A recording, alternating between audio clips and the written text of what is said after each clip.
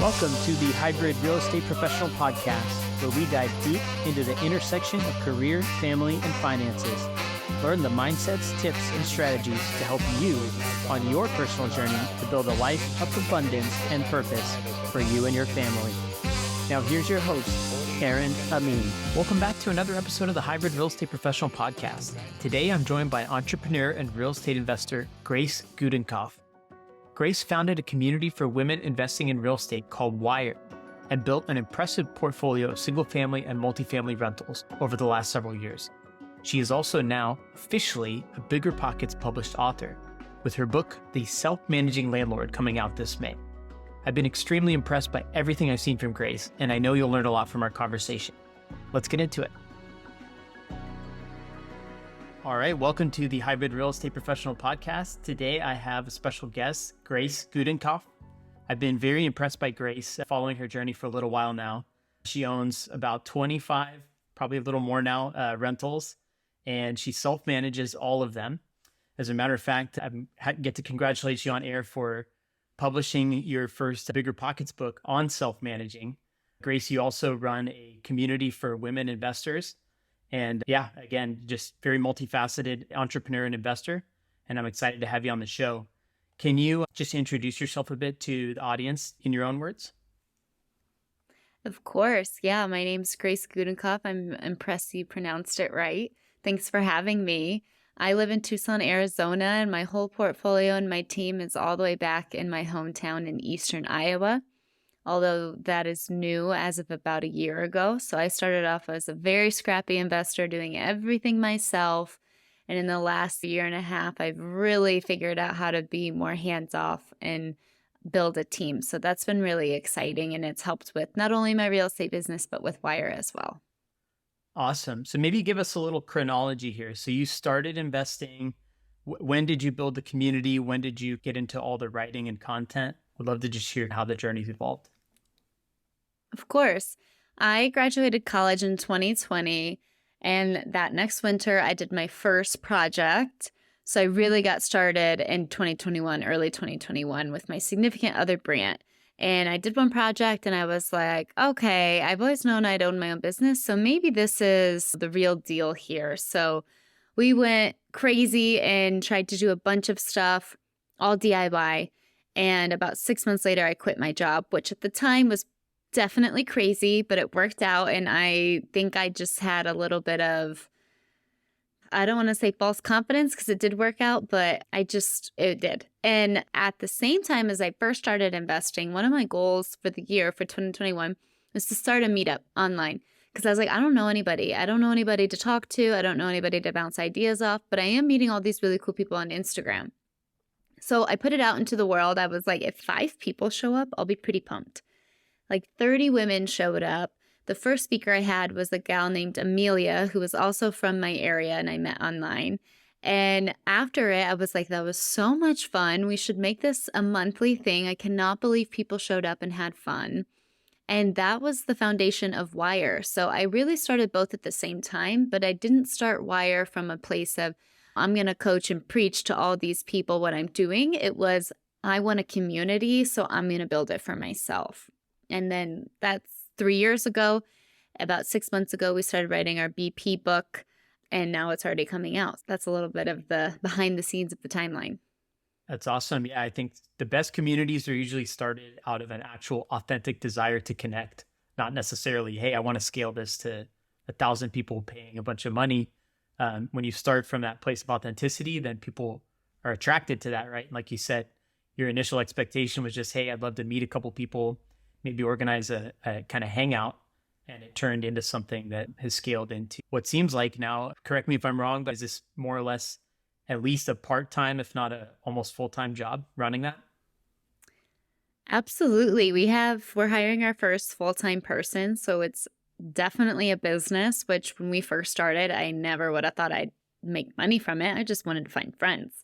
And we have a team of 4, and I do this and real estate, I'd say both part-time. But because I've built a team, for me, it's more than a full-time job, and the business is full-time for other people, but not necessarily me. Yeah. So, I mean, I love the compliment of having a business that gives you some of that more active income and it's a little more kind of in your control how much you want to maybe scale it or add additional items. Like I saw you guys are doing a retreat, and I don't know if this is the first one or if you've done a few of them, but like putting on something like that takes so much energy and effort. It's an incredible experience that you're providing, but I'm sure that's not a walk in the park to put together. And then obviously the real estate too is it can be cyclical. If you got a bunch of flips going at the same time, that's a ton of work, but I'm sure sometimes you can also take your hands off and just maintain. It sounds like you've got a pretty exciting array of things you're working on at any given time. Do you have like a 10-year vision for all these different verticals that you're working on? That's such a good question. And I do love having two different things because, like you said, they both accomplish different things, but a lot of real estate entrepreneurs tend to start side businesses that complement each other. And for me, WIIRE is a huge creative outlet, and it's just so much fun. As far as the 10-year vision, I struggle with visions and goals. I think I could give you a 3-year vision. With my real estate, I want to build out a really solid team of 5 to 6 full-time people, all in Cedar Rapids, Iowa, and have an awesome office and get into own a couple bigger multifamilies, do some development, and get into high-end fix and flips. Right now I'm doing very middle-of-the-road fix and flips, and we are a team of 3, me, my maintenance guy, which is my dad, and my project/property manager. For WIIRE, we actually are planning our 7th retreat, which is crazy. Again, wow. For anybody listening, when we first did our initial retreat, my friend was the one who wanted to launch it. And I was like, you're crazy. We're not going to do this. I already sent an email out, so we're doing it. I'm like, all right. And now we have a goal for 2025 to possibly buy or build a retreat house because we do so many that it makes sense. And we have our podcast, which I'd love to bring in person. We do it remotely now, which is fun, but I'm all about in-person events and in-person things. So that's definitely on the vision board. And then maybe adding a person or two to our rockstar team who's fun to work with and believes in our vision with WIIRE and all the women that we're wanting to help and build community for. Yeah, that's so cool. And wow, that's 7 retreats in 3.5 years? That is a lot of work, but I'm sure also like I've been to a few similar style retreats with a couple other groups, and there's nothing like it being in person. And I was just clicking through your guys' site to see you guys do like the hot seat and just a lot of the like more recreational stuff. And so it's not just like going to a conference room and sitting there and listening to people on a microphone. It's like actual experience based, and that is priceless. Did you go to? So I'm in a mastermind group called Action Academy. You might know the gentleman, Brian Lubin, runs that. And yes, I've gone on a couple trips through them. That's incredible. It is a life changer to be in the same room as people and get inspired and learn and see other people doing it. Yeah. And I think just people being willing to open up to each other and share, like you said you spent a lot of time on Instagram, right? People usually share their best. And I think sometimes when you get to those retreats, people are willing to be more vulnerable, share some of the challenges they're facing, and then really open up and support each other. And to me, that's some of the best value is when you can really be real with people and grow together. And then obviously when you go back home, you're usually all fired up and ready to tackle the next challenge.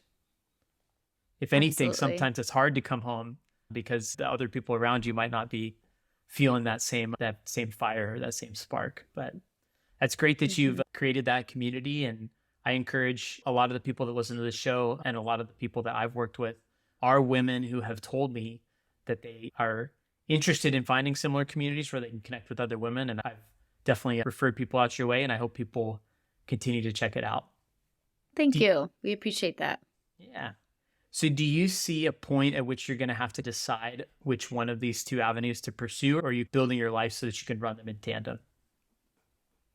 Such a good question. I am definitely building my life to run them in tandem. I absolutely love both of them. And that to me is why I build a team. I want to keep myself doing the things that I'm good at, and I'm not good at everything. So let me be the visionary. Let me be the one who hires people and works on the bigger picture, and I'll build out people who can keep the day-to-day running. So what are you best at and what fires you up? Sometimes those aren't the same thing. So I'm just curious, do you already have a really good idea of your strengths and what you want to be doing in your Hmm. business? Yeah, a few things that I've found I'm good at is relationships and marketing and raising private money. I'm also good at systems, but I'm not good at details. So anything day to day, whether it's WIIRE or my real estate, and I have specific days that I work on either.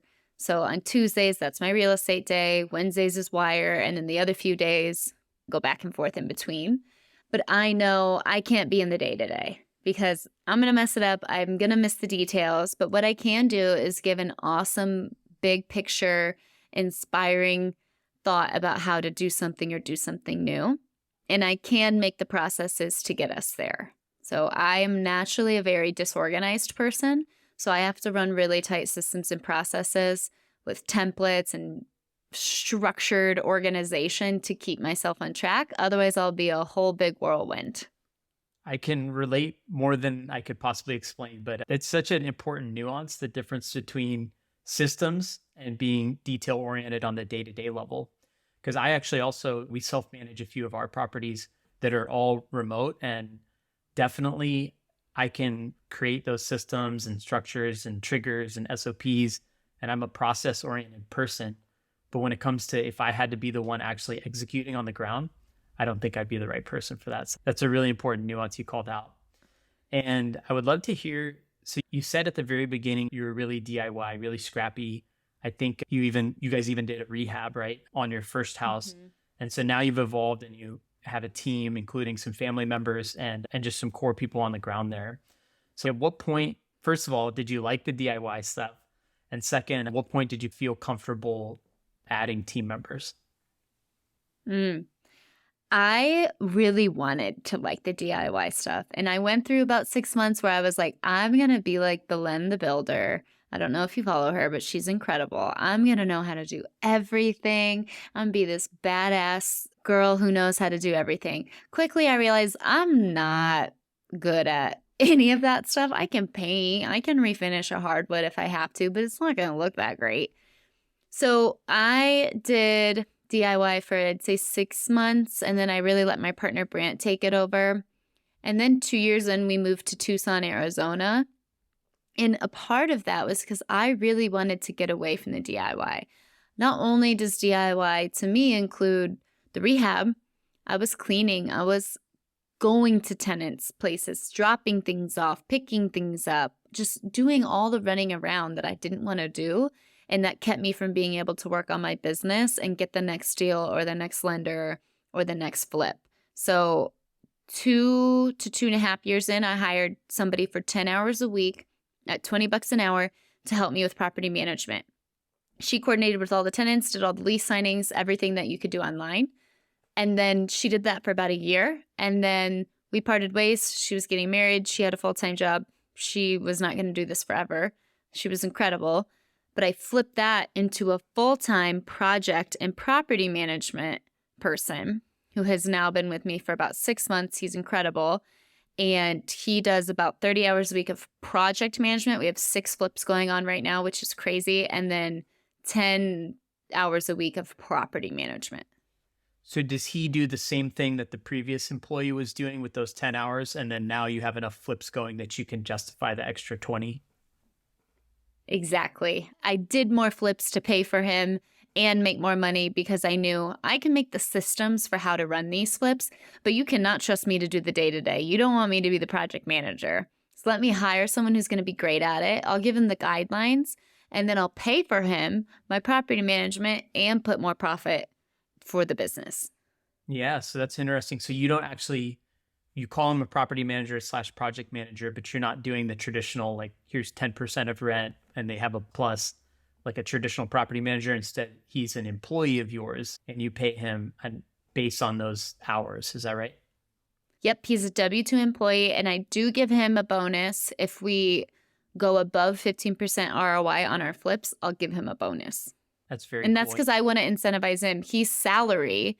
So if you want to work an extra 5 hours, 10 hours a week to do an extra couple of flips, I want you to be rewarded for that and bought into that. Yeah, I love that. I mean, because you're building a company that has a culture, it has aligned incentives for the people that are working for you. You're guaranteeing a certain amount of work through the salary, but also allowing for some upside.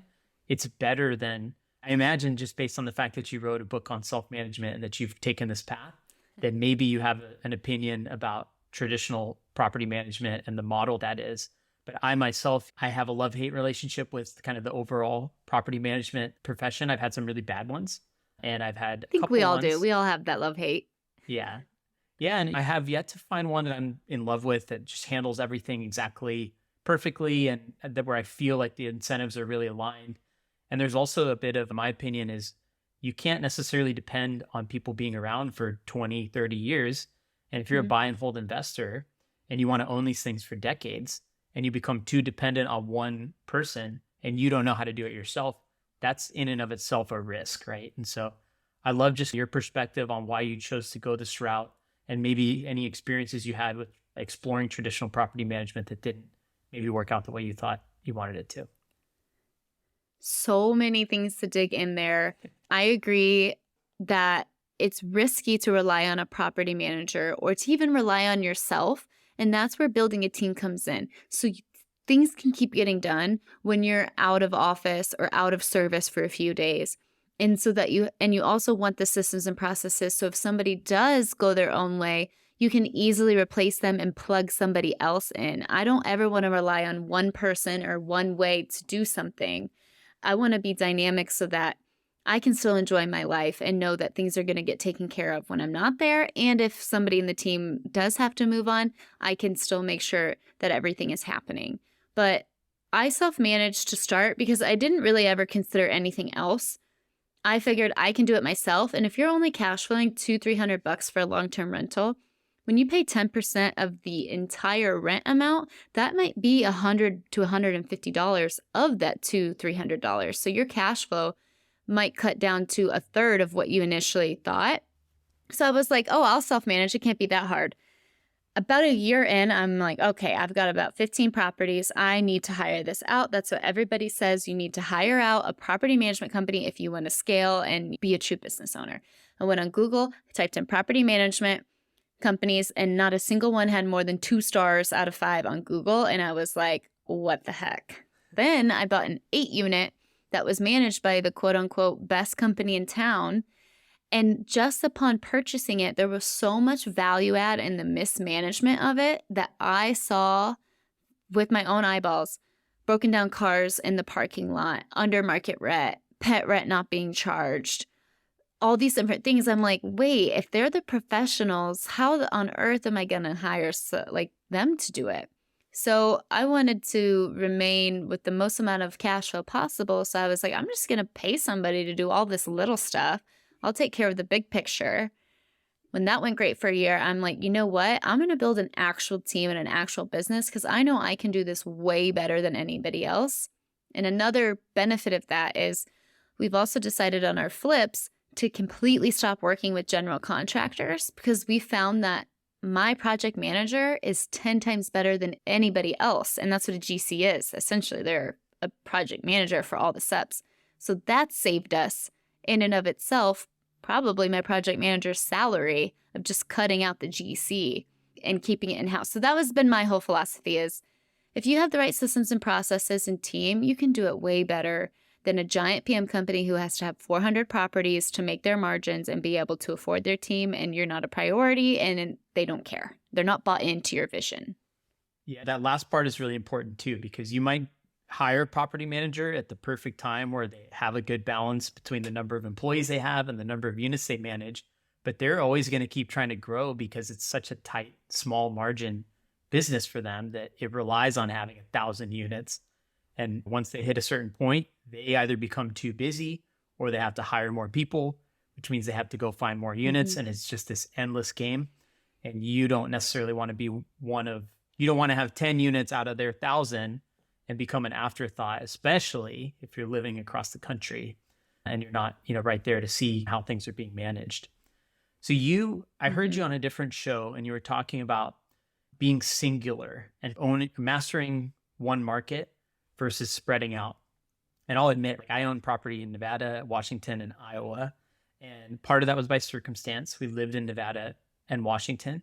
But I tend to agree with your idea that if you really want to grow and improve your margins and build a team that you can nurture and grow with, then being singular makes sense. But I'd love for you to just expand on that idea. Why, especially now that you live 2 time zones away and probably 1,500 miles away, do you still feel that way? And if so, why?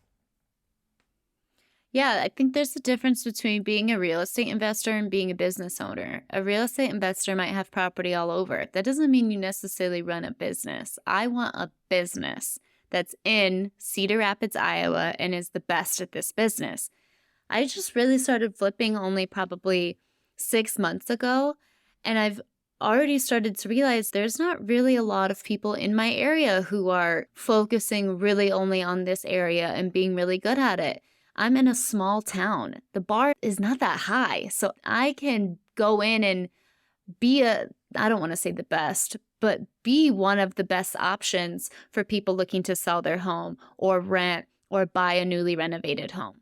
Or if I'm spread out in 5 different markets, I can't even focus on giving that quality to one market. I can't build a team.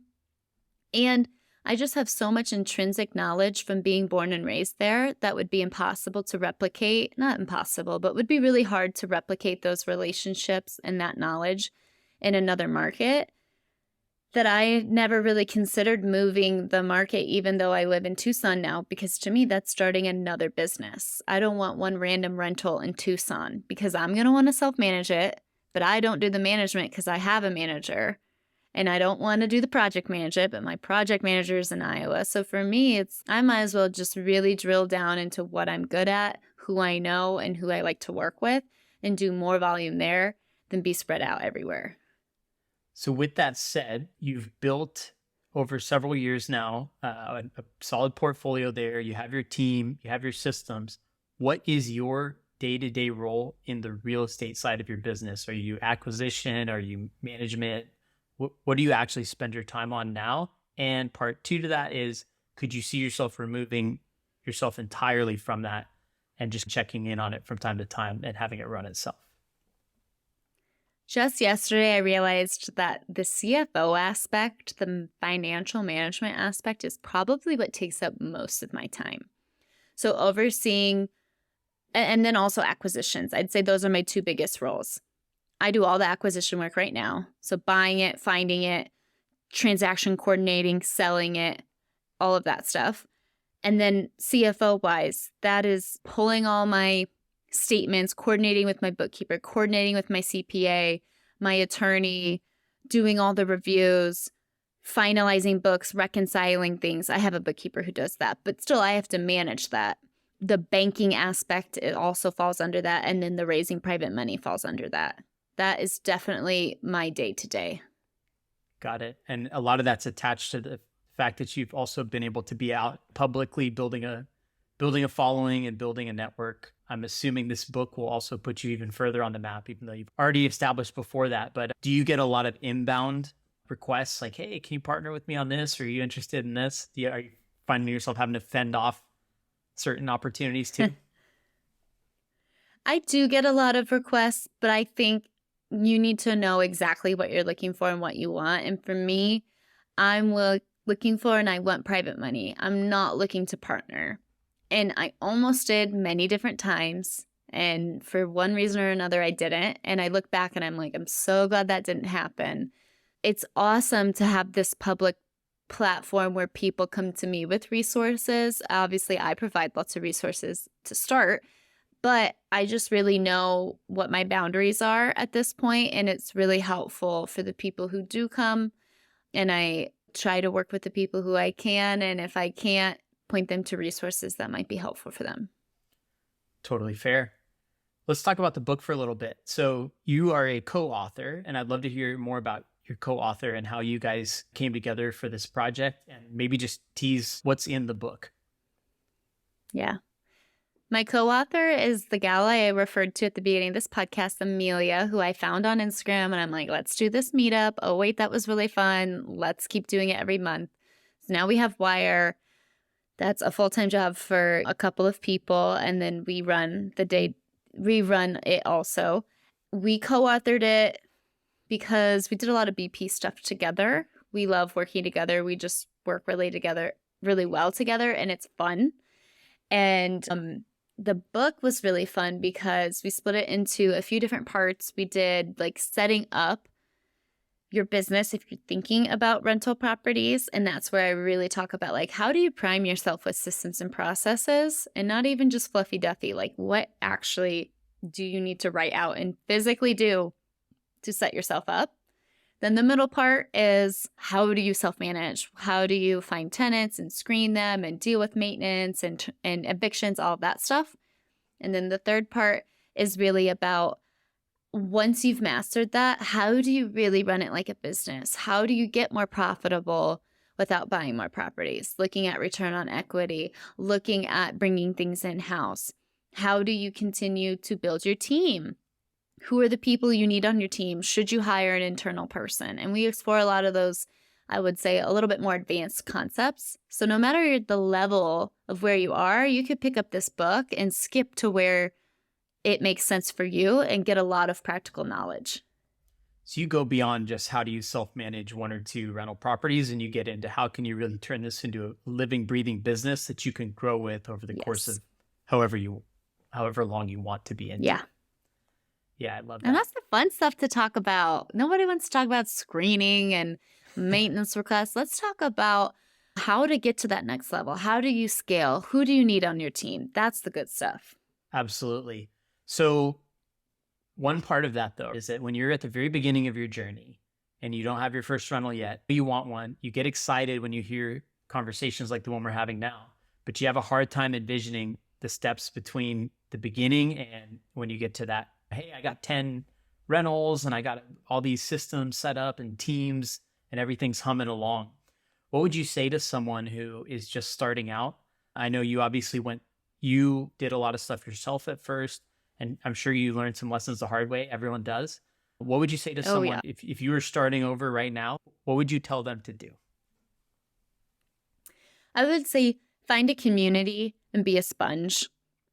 You're only going to get so far doing it by yourself and having nobody to talk to. And honestly, I've learned the most amount of knowledge that I know from the random tips and tricks and stories I see on Instagram. To be completely honest, I learned so much by what other people share.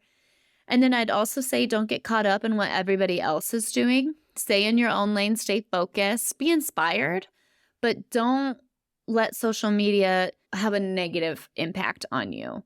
And just be a sponge and learn. Know that it's going to be a roller coaster. You're going to have times where you feel like you want to quit.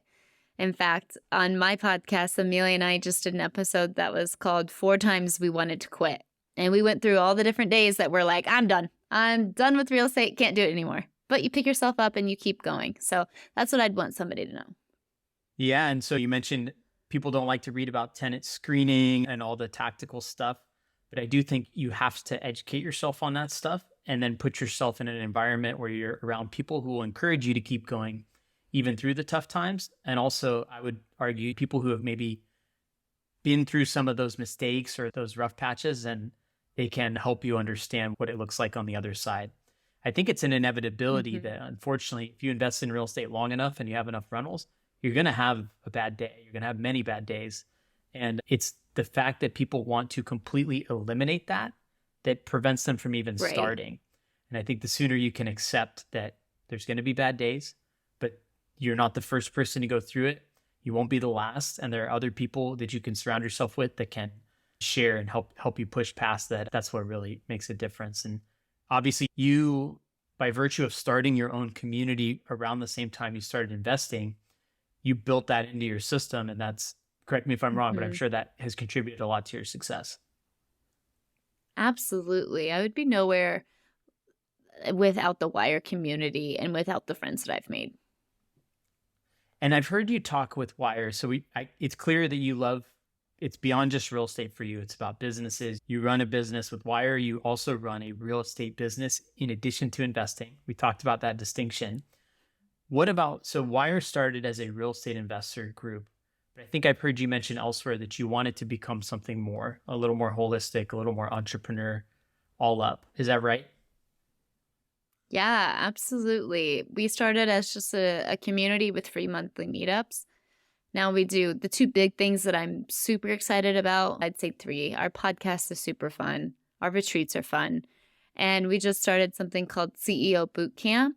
We just did our first round, and it is giving all the business foundations within a real estate business that you need to not run around with it like a chicken with your head cut off and doing everything yourself for 5 years and scaling too quickly on no foundations. So that's been so much fun because nobody talks about that. Nobody talks about the system. Everyone says systems and processes, but like what? What is it? And we go through what are the financial CFO activities you need to do every month, week, and year? What are the CEO things you need to do? And so we really give actionable tools. And to me, that's really fun because I love thinking about how a business runs and what the behind the scenes are. It takes, if you have that entrepreneurial mindset, anytime you see a group or anytime you go into a business, you start thinking about, okay, what kind of revenue are they taking in? What's their margins? It's a sickness, but it's also fun for a certain. Or like when you look at a website, you can't not analyze like, okay, so I see their revenue streams are X, Y, and Z. And yeah, you're right. Everything, it changes. You know, you're sick when you start checking out people's marketing funnels and dissecting them. And Yeah. But no, that's fun. And do you feel like management and delegation came natural to you? Obviously, it has evolved such that you now have people that either report to you or they have some sort of accountability to you. Was that natural or was that a big learning curve for you? I think that's one thing that might be actually a little bit natural. Everything else, huge learning curve. I naturally am hands-off manager. I want you to figure it out and you to be bought in. And I don't want to breathe down your neck because that's more work for me. I almost want to say the word lazy, but it's not lazy because it's smart and it's calculated in a way that's mutually beneficial for the manager and the other person. But yeah, I think for me, I always want to grow. I always want to be doing the next thing, and you have to delegate to do that.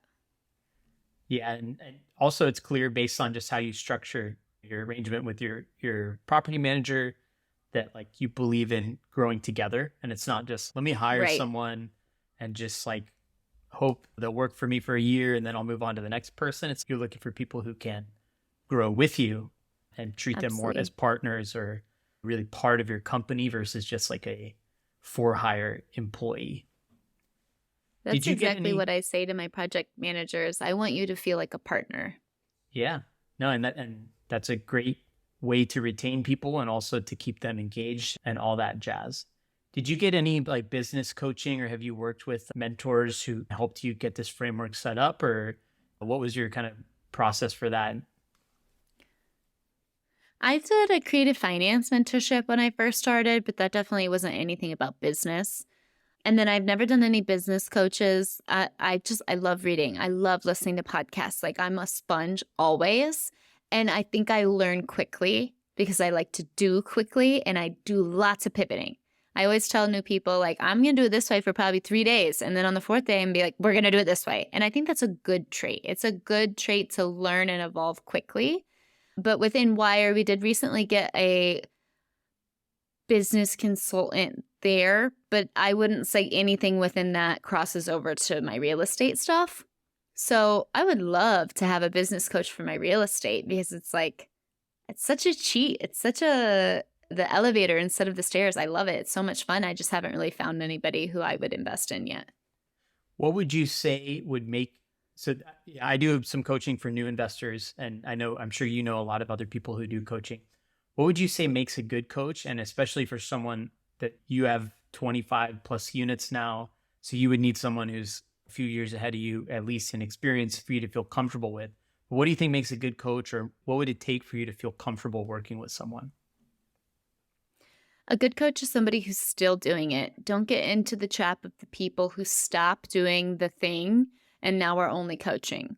For me, I would look for somebody who is extremely logical and tactical, can show me their hands-on systems. I'd want to see that they probably have at least a small team, an in-person team. I'd want to know how many deals they do, and I'd probably want to see their finances for them to show me I don't need to look at your bank account, but I want to look at your goal setting and your operational planning to see what you're doing and to really believe it, because I think that this coach that I'm now theorizing about would be very expensive.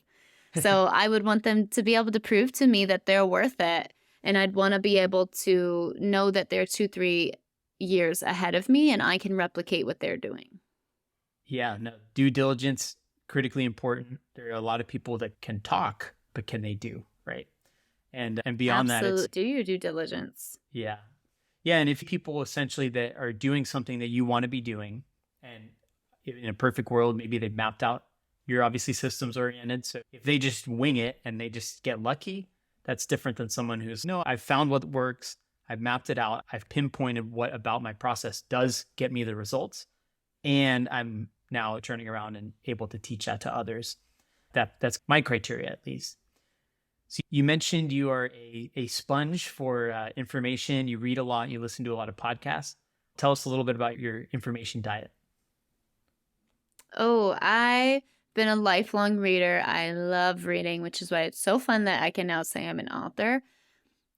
Recently, some books that have been huge for me: Traction, 10x is easier than 2x. Actually, I think that book is probably one of the best books I've ever read.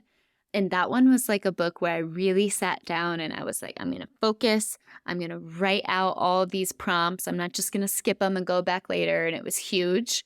So I love business books like that. And then podcasts within the WIIRE world, online marketing podcasts like Jenna Kutcher and Amy Porterfield are always great to listen to. Then within more business stuff, there's, I think it's called The CEO Life. I was for a second really into buying a business. So I listened to a lot of business acquisition podcasts. And then I like CEO School is a business podcast I like to listen to. But again, this is going to sound bad, but I learned so much on social media. I make sure the people who I follow are tactical. They're not selling me the dream. And when they're posting, I'm listening. I'm asking questions like, what are you doing? Let's talk. There's plenty of noise on social media, but there is also an incredible wealth of knowledge and people who really are doing the thing. Oftentimes, the best storytellers are the ones that float to the top, but there are people that do both. They tell really good stories, they have great content, and they have results. And yeah, there's incredible information that you can consume at virtually no cost. And even the fact, too, that you can buy books for $10 to $15. And there's just so much information in that. I personally can't wait to read yours. That topic is right up my alley. And for most people, if you spend a few weeks and $100 buying some BiggerPockets books, that'll give you everything you need. But like we were talking about earlier, it's really surrounding yourself with the community and people who will help keep you accountable and moving forward. Because I think sometimes people fall into the trap of just consuming endless amounts of information and taking virtually no action. And so it's probably the combination of both that are really going to get you there. I want to hear about, so you mentioned that you were really into buying a business, but it sounds like you were able to fight off that maybe shiny object. What's the story there? I almost didn't fight it off. We were under contract to buy a manufacturing business, almost $1 million manufacturing business about 2 years ago. And again, it's one of those things where when it fell out of contract, it was the seller finance deal. She got cold feet. I was heartbroken. I was pissed. And I didn't know what I was going to do. I probably wanted to quit everything. And now I'm like, I am so glad that did not happen.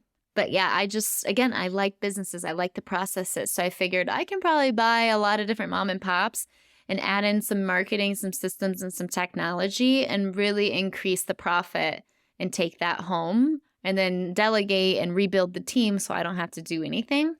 But I don't really think about that on a daily anymore. I have 2 businesses that I now run at a pace that is exciting and rewarding. I'm not as into it, although if there was an opportunity that fell into my lap, I'm sure I would have the shiny object syndrome and want to take it up. You would at least be tempted. We all would be. I would be tempted. Yeah. But with that said, like you said, you have two businesses that are both producing very well for you. They're aligned with your kind of values and you are able to create the vision for them and to take them as far as you want to. Do you see yourself being able to focus on those 2 businesses and staying engaged and interested? for the long run? I do. I think 6 months ago, I wouldn't have been as confident, but I have been so incredibly happy and fulfilled with the last 6 months of progress. And I think there's just so many exciting things on the table in both businesses. And again, they fulfill me and excite me and challenge me in different ways.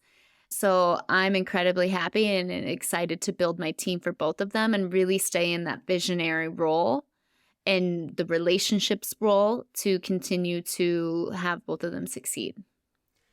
That's wonderful. I'm going to throw one business idea out for you that you can start on your own now that you have your book. But have you ever thought about doing consultancy where you go and help mom and pop investors set up their management businesses so they can run themselves? Yes, I would love to do that.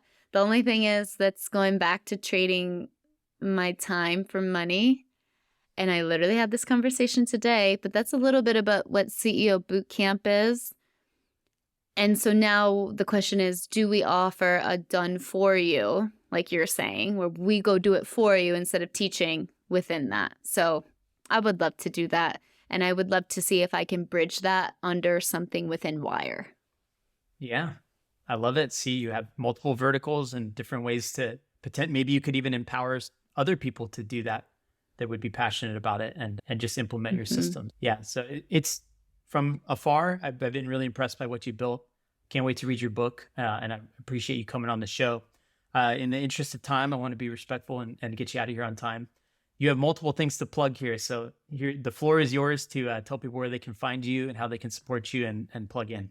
Well, thanks for having me. This was fun. If you want to follow along, I think the best place is either WIIRE.community on Instagram, WIIRE has 2 I's, or me personally is Grace.investing on Instagram. And I think we give a lot of behind the scenes and it's fun to follow along. Awesome. And the book comes out in May, is that right? The book is on pre-launch, pre-order, whatever you want to call it. And then officially is out April 25th. You can find that on BiggerPockets.com. Forgive me. It's called The Self-Managing Landlord. Yeah. I should probably say the title, huh? Yep. We will link to everything, her socials, WIIRE, and the book in the show notes so you can find Grace. But I highly suggest giving her a follow and maybe shoot her a DM. Say you love the episode. I'm assuming you will because I know I did. But yeah, Grace, we are looking forward to following you and hopefully we'll have you back sometime soon. Thank you.